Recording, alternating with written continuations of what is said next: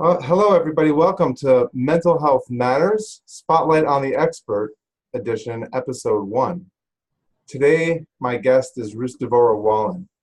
Rus Devorah is an accomplished musician, performer, social worker, psychotherapist, administrative consultant, lecturer, and community leader. She is an alumna of the Wurzweiler School of Social Work at Yeshiva University, College Conservatory of Music at the University of Cincinnati, and of Machon Alta Women's Institute in Tzfat, Israel. Rus Devorah is an unusually versatile educator conducting workshops and programs on various themes ranging from emotional well-being and marriage enhancement to Hasidic philosophy, mindfulness, music, and religious practice. Most recently, she has embarked on producing music that is not only calming, but also therapeutic.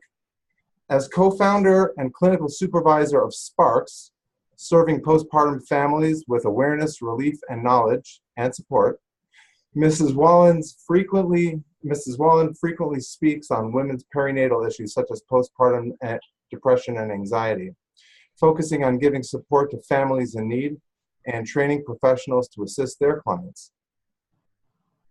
Now, I've known Rus Devorah for a very long time, for many, many years, and her accomplishments are far more explicit, okay? Her accomplishments are far more extensive than the ones I've mentioned here. I'm tired listening to your description of me. I missed that. Say that again. I'm tired listening to your description of me. But we've got a lot to get to today, and we've got a particular topic of focus. So, Rus Devorah, welcome, and thank you so much for joining me on Mental Health Matters. Thank you for choosing me for your first guest, your first guinea pig. I couldn't think of a more appropriate person. Okay. All right. Today, our topic is all about mindfulness and meditation, with a particular focus on kosher meditation. And we'll dive into all that in just a moment. But first, I wanted to ask you if you can share with me and share with our viewers a little bit about your journey and what brought you to the field of psychotherapy. Okay. So I guess the first thing is as a child, I was always very curious, and that's what got me into Judaism as well. And that's what got me into meditation as well.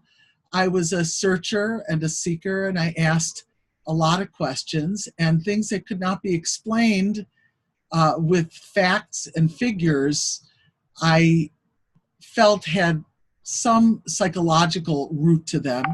And I was kind of, let's say, a natural analyst and a natural empathizer and a natural supporter and a natural friend.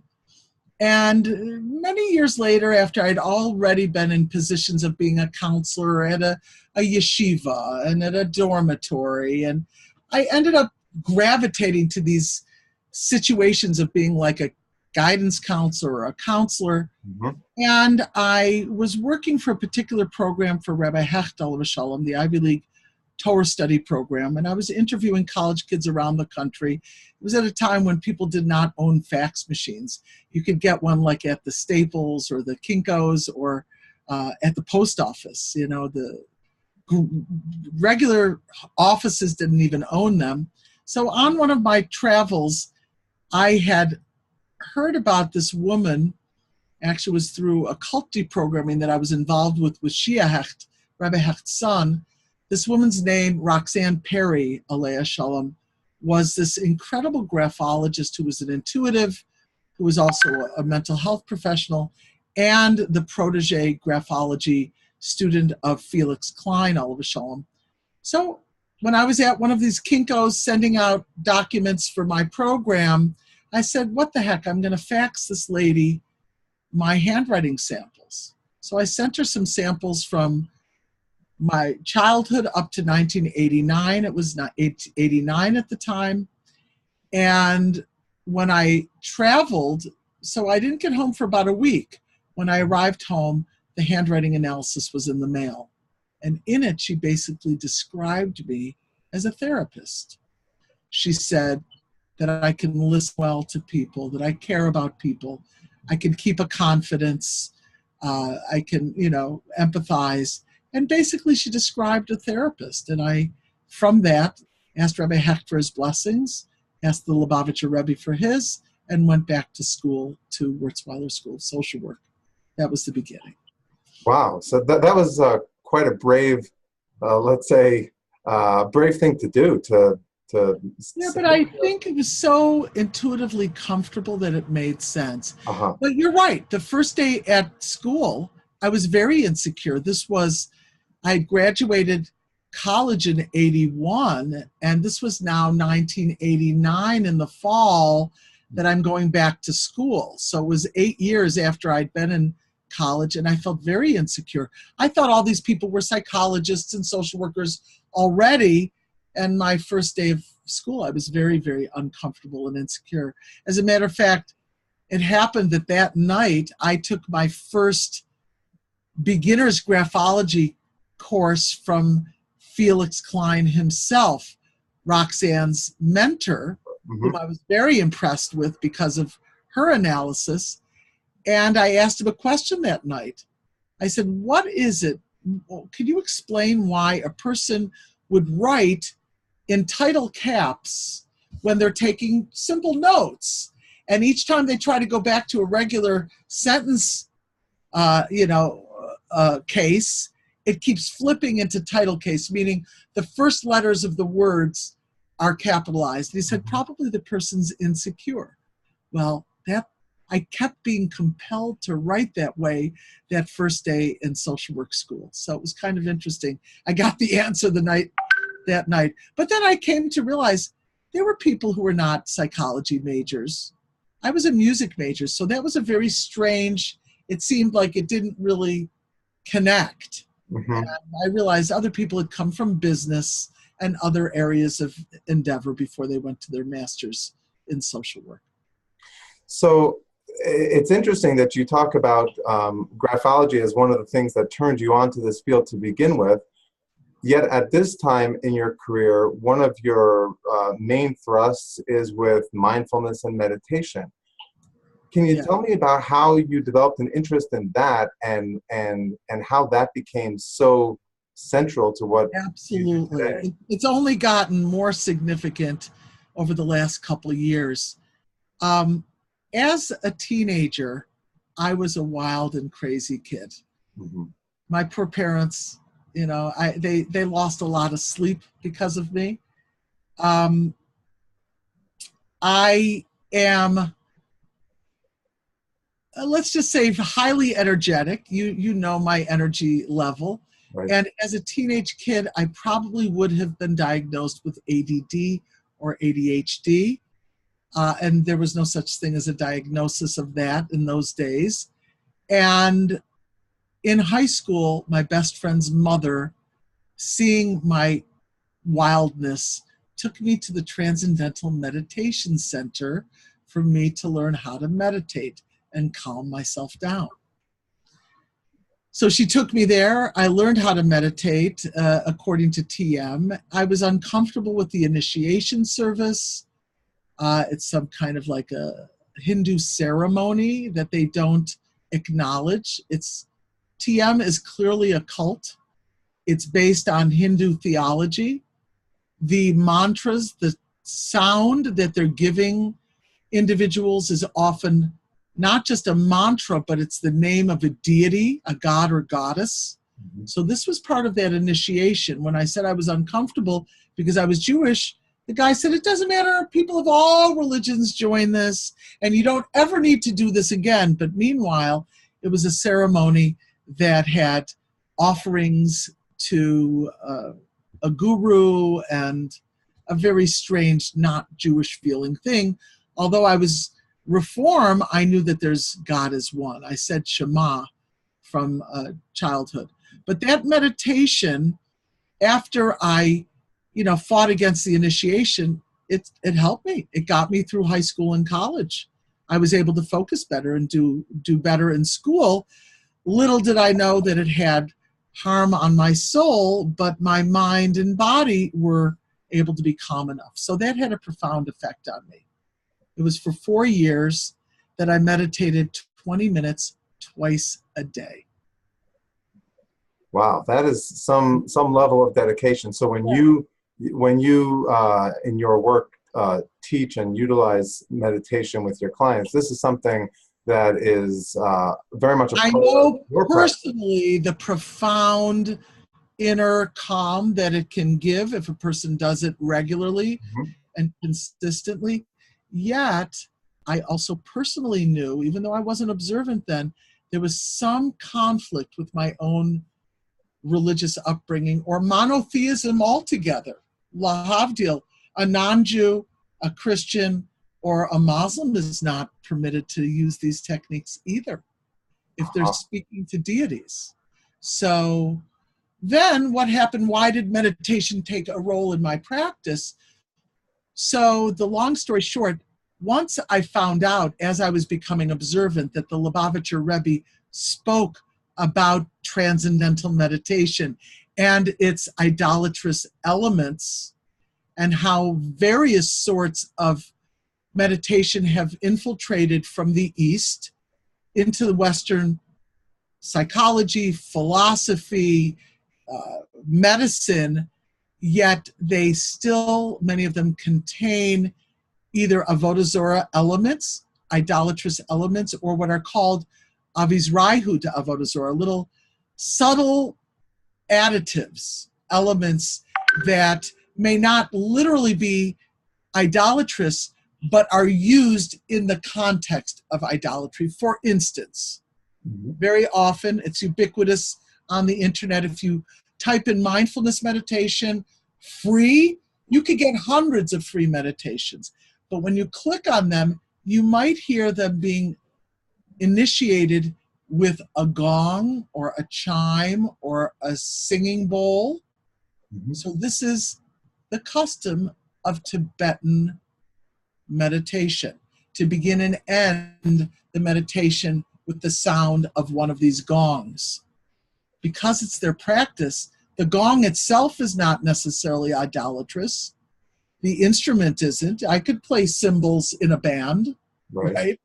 But it's the use of it at the beginning and end, which I was guided with the Rav Yoram Ullman from Sydney to eliminate that. And I get rid of that by saying, okay, now close your eyes and start paying attention to whatever the focus of the meditation is. And at the end I say, and when I count to 3, you'll open your eyes. So that obviates it. One could use a soft alarm on a telephone or an alarm clock. You don't want it to be too loud. You don't want it to jar because you're in a calming state.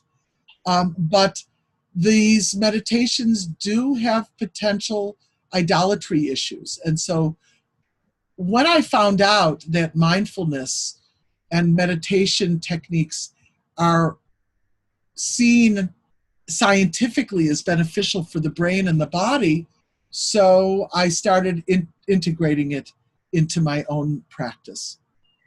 So I guess that explains, and you've elaborated on how meditation can be kosher or non-kosher. Essentially, if it has these elements of idolatry or idolatrous practice, that would be considered non-kosher meditations. And the same thing, and the Rebbe spoke not only about meditation, but in some letters and memoranda to professionals, he uses the word yoga also, and gurus. The Rebbe is concerned that anything that's coming from an Eastern practice needs to be sanitized. Not that there's a problem with the beneficial aspects of it. The Rebbe is a scientist. He knows that certain truths are universal, right? Food that we eat over there, they could eat, it could benefit them, it could detriment them, depending on what we use in the realm of the neutral, which is called klipas noga, according to Kabbalah, we are able to use. So the Rebbe said in this talk, when he spoke about TM, we're not trying to destroy the technique, just eliminate the problematic elements. Just like, even though there are people who might pray to the sun and the moon, the Talmud says, are we going to go destroy the sun and the moon because people pray to them? That's their problem. We utilize the sun and the moon for our benefit, to grow our plants and to help us with the seasons. counting seasons. So just because a technique may have elements associated with it, it doesn't mean that we can't eliminate it. When the Rebbe mentioned yoga, so I've had to do some research because I do my own exercise practice with a teacher who is also trained with yoga. And the bottom line, we call it therapeutic movement. We don't call it yoga. So if one changes the name and you don't use the terminology and you slightly change some of the movements, it would not be a problem. There are certain poses that are problematic in and of themselves. So some of them are actually a bowing to a deity. For instance, and many of your listeners who know yoga and do yoga may be very disturbed by this, but the sun salute is actually a salute to the sun. It's a meditative prayer in the direction of the sun. Well, the 21st century westernized yoga, nobody's praying to the sun, but these elements still should not be used. In one sefer I read in a halachic compendium, he says, if you're doing such exercise outside, never face the sun. Well, that makes sense. In so another compendium, they said, don't call it the sun salute. Call it something else and move in a different direction and slightly modify the movement. The safest thing that I've found is change the terminology and modify the movement slightly, because we don't know what originated as, I mean, there's a goddess pose. Clearly, I don't want to look like a goddess. However, the movement is an isometric pressing of the hands, which is a beneficial thing. It could look like a prayer, but really what it is it's a pressing to get the musculature enhanced. So there are things that we have to look carefully at and think honestly, if we're doing this for the intention of relaxation and physical benefit, then there should be nothing wrong with it as long as we are careful to do it in the right setting. Sometimes you go to a yoga studio and there are Buddhas around and there are images. I think a monotheist should be cautious with such settings. There are recordings on YouTube. There's a particular yoga instructor. I don't know why they still call it yoga. This is a religious woman, Sarid Switzer, but she has her exercises being done by a man, so there's no modesty issue.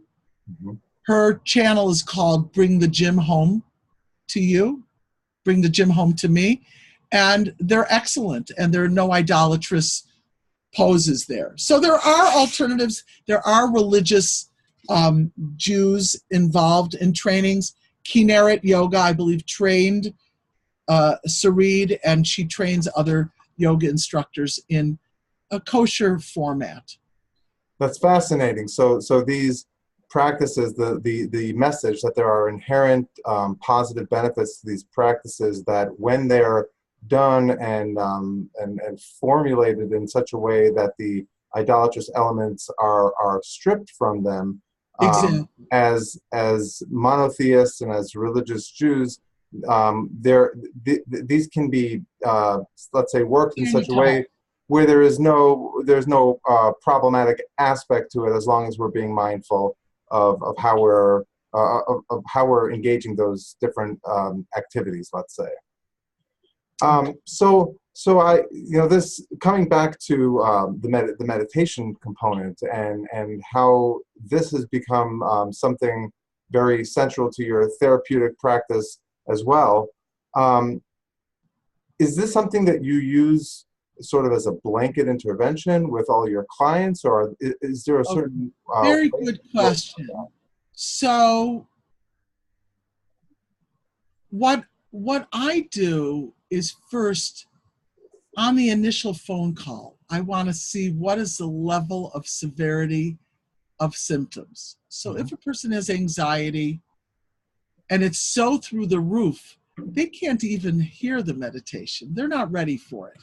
This will help them calm their mind. And I teach a slow breathing technique to calm the body. But they may not be, how do you say, masugal, ready, appropriate Okay. at that time. They may need to do what I call is brech, just to kind of get it out, vent, let it all hang out. It may even take an appointment or two. They're not going to feel any better per se because they're not taking in a technique, but they may not even be ready to hear the technique. Now, for everyone with anxiety, once they are ready to take in a technique, this and my slow breathing technique are the first two techniques I give. Yes, blanket for certain things, especially anxiety, any tic disorders, any physical manifestation of anxiety, ADD, ADHD, without a question. Any of these people can benefit significantly. I took a course with the famous Dr. Zindel Siegel, who created mindfulness-based cognitive therapy. I took that course from him. This therapeutic format was developed for depressive symptoms, for especially chronic and recalcitrant depression.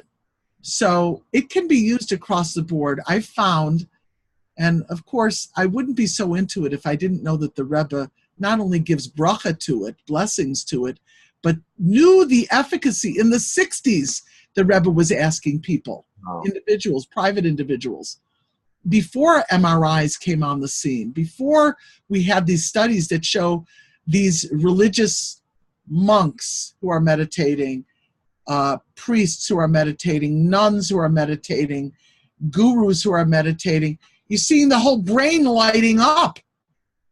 This one neuroscientist, Andrew Newberg, chose the field of Neuro Theology, how God is found in the brain, because he couldn't believe how healthy the brain is when it's on God. When people are believing and thinking and meditating on a greater, higher source, their brains are all happy and lit up. What an unbelievable finding. Wow. Incredible. So he chose or developed the field called Neuro Theology.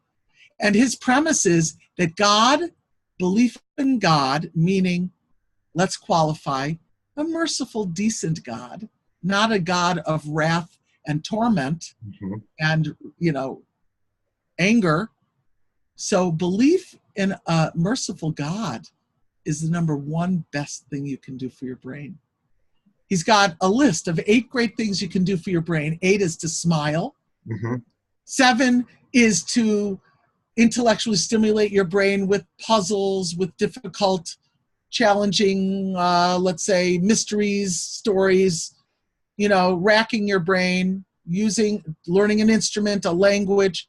Number 6 is to intentionally relax, which I teach my clients. Number 5 is to yawn. I don't think I need to teach anybody how to do that. Number 4, the 4th best thing you can do for your brain is to meditate, according to Dr. Newberg. The 3rd best thing you can do for your brain is to do aerobic exercise. And the 2nd best thing you can do for your brain is to have intelligent conversation with another human being. But the best thing you can do for your brain is to believe in God. So do you work to incorporate as many of those 8 components? Yes, I do. I actually teach the workshop, 8 Great Things. But the fact is most of us are yawning. Most of us are talking intelligently, I hope. Most of us do try to stimulate our brain with puzzles or languages or hobbies, right? The thing that I teach people is the intentional relaxation and meditation. I can't do your stretches for you. I can't, jog around the block for you. I can't yawn for you or smile for you, but I can teach meditation and relaxation techniques. And by the way, with my clients with anxiety, since my practice is a faith-based practice, as you saw, my company name is Torah Therapeutics. That means if it's not in the Torah or can't be supported by the Torah, it's not going to come out of my mouth. I'm not going to teach it to my clients. My teachers are my co-religionists. They're all observant Jews, 98% of them, and they want to know that everything that I can teach them is 100% scrupulously Torahic. And in that work, I think in some of the work that people do with anxiety who are not observant or not teaching from a faith-based model, miss an important component. Because sometimes things happen in life that we cannot do anything about. Right. But it's better for us not to be anxious about them either. If we can calm our mind about something that we're stuck with, whether it's a challenging relationship or a financial struggle or a medical matter or a relative that we can't do something about, etc. Or the weather, living in Buffalo in the winter, or in a tsunami. There are certain things that are very stressful that we can't do anything about. That's where God comes in. And the third leg of the calming for the anxious client is bitachon, is trusting in God. So I teach the physical relaxation, the body relaxation techniques, slow breathing, guided imagery, etc. Then I teach the mental techniques, the cognitive techniques, the mental relaxation through the meditation, but then the bitachon component, the trusting that God has my back. Yes, it's challenging, but I don't think a person can truly become fully calm if they're anxious, if they don't trust that there's a reason for their circumstances, that God knows better. And you had sort of jumped ahead and answered some questions that I had on my mind. For example, what the nature of your clientele is, and you say that it's 98%, I guess, religious people. I'm not sure I got the exact. Very large. Most of my clients are observant.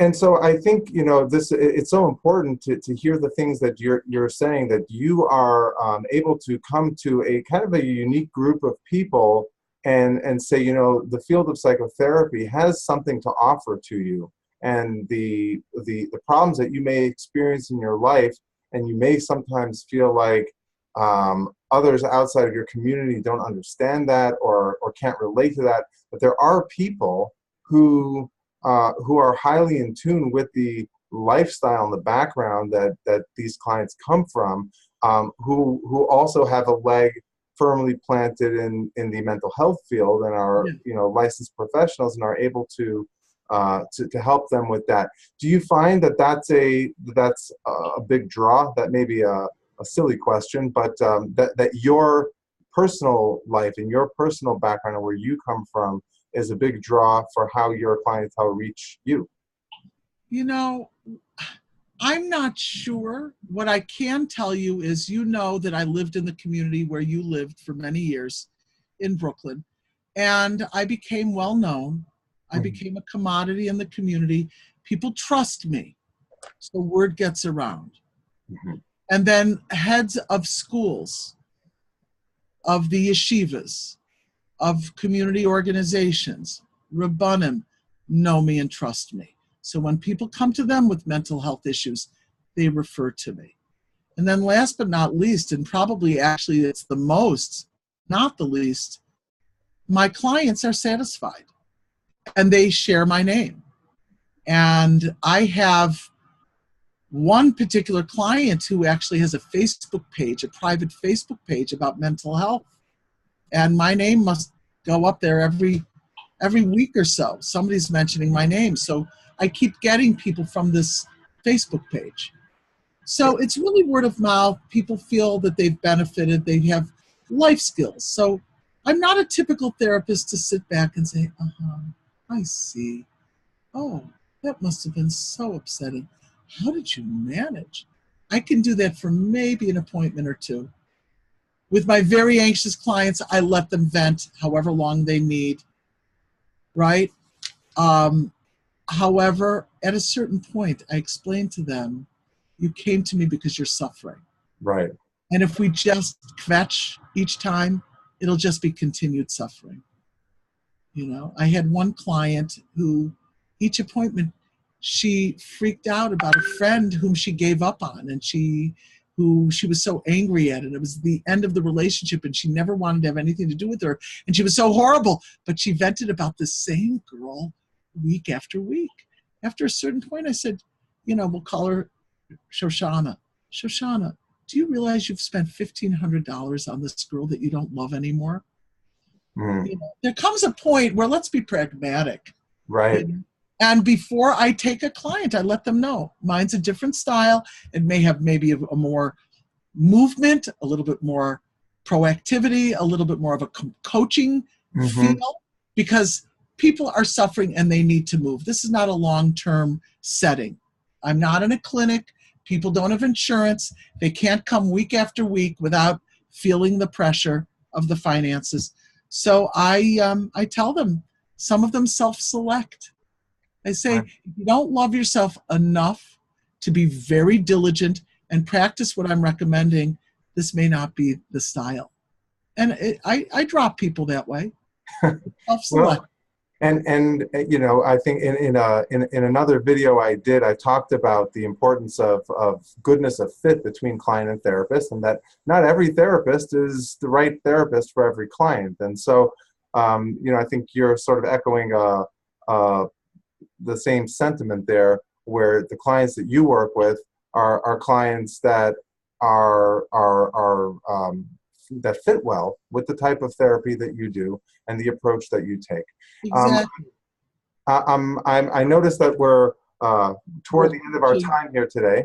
Yeah, but we can continue it another time. I welcome it because we barely got through some of the questions.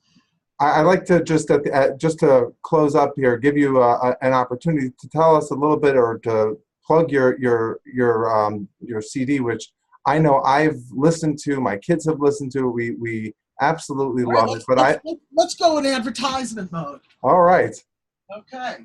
So this is an album that I made a couple years ago. It's called Noga Sound Solutions Volume 1.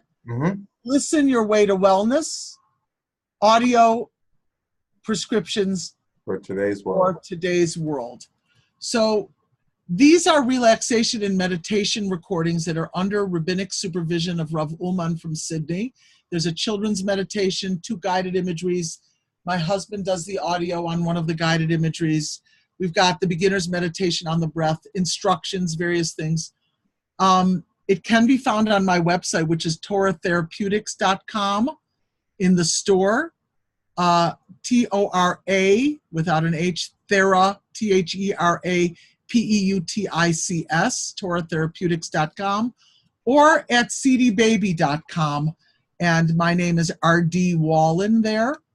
And also, if people want a free meditation or two, on my music site, which is Reverb, like the sound, reverbnation.com/RD Wallen, like Rus Devorah Wallen, W-A-L-L-E-N. You'll find free audio. Some of it is compositions I've composed that are musical compositions, and there are a couple free meditations. The beginner's meditation on the breath, the one that I've chosen to give out for free, which I believe is my response to the Rebbe's request to disseminate a kosher meditation, that's on the music site. Anybody can get that for free. And we're actually coming out with an app, Noga Sound Solutions app, I hope in the next couple of months. We're in the stages. That's fantastic news. The staying on the cutting edge of technology, I think, is really where it's at in every field. And I think in psychotherapy sometimes it lags behind because we have this traditional model where we sit on couches and we talk face to face, which is wonderful. And there needs to be a lot of research on the new modalities before they come out as considered an effective, cost-effective, research-based thing. They're not going to tell us unless they've done those years. Meanwhile, the technique is being used by some people effectively. Look, meditation has been out forever. Forever. Right. Literally. The Rebbe speaks about it as what the Avos did, our patriarchs did.